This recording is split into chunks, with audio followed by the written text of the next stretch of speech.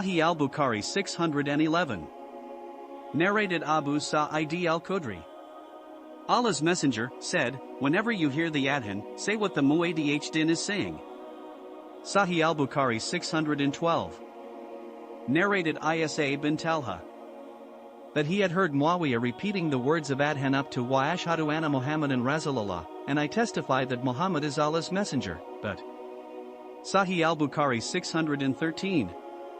Narrated Yahya as above, 586, and added. Some of my companions told me that Hisham had said, when the muadhin said, Hayy ala salah, come for the prayer. Muawiyah said, La hawla wala quwwata illa billah, there is neither might nor any power except with Allah, and added, we heard your prophet saying the same. Sahih al-Bukhari 614. Narrated Jabir bin Abdullah. Allah's Messenger said, whoever after listening to the adhan says, Allahumma rabba hadihida wada tama, wa salatil qiyama, ati Muhammadan al-wasalata wal fadilla, wa bi adh umakaman mamudana allati wa atahu, O Allah. Lord of this perfect call, perfect by not ascribing partners to you, and of the regular prayer which is going to be established, give Muhammad the right of intercession and illustriousness, and resurrect him to the best and the highest place in paradise that you promised him, then my intercession for him will be allowed on the day of resurrection. Sahih al-Bukhari 615. Narrated Abu Hurairah. Allah's Messenger said, if the people knew the reward for pronouncing the adhan and for standing in the first row, in congregational prayers, and found no other way to get that except by drawing lots, they would draw lots, and if they knew the reward of the Zuhr prayer, in the early moments of its stated time, they would race for it, go early, and if they knew the reward of Isha and Far, morning, prayers in congregation, they would come to offer them even if they had to crawl.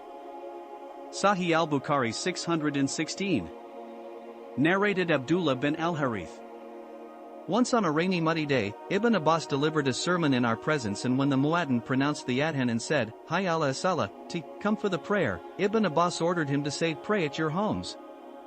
The people began to look at each other, surprisingly. Ibn Abbas said, it was done by one who was much better than I, i.e. the Prophet, or his muadhin, and it is a license. Sahih al-Bukhari 617. Narrated Hafsa. When the muadhin pronounced the adhan for far prayer and the dawn became evident, the Prophet ordered a 2-rakat light prayer, sunnah, before the iqamah of the compulsory, congregational, prayer. Sahih al-Bukhari 618. Narrated Hafsa. When the muadhin pronounced the adhan for far prayer and the dawn became evident, the Prophet ordered a 2-rakat light prayer, sunnah, before the iqamah of the compulsory, congregational, prayer. Sahih al-Bukhari 619. Narrated Aisha. The Prophet used to offer 2 light rakat between the adhan and the iqamah of the far prayer. Sahih al-Bukhari 620. Narrated Abdullah bin Umar.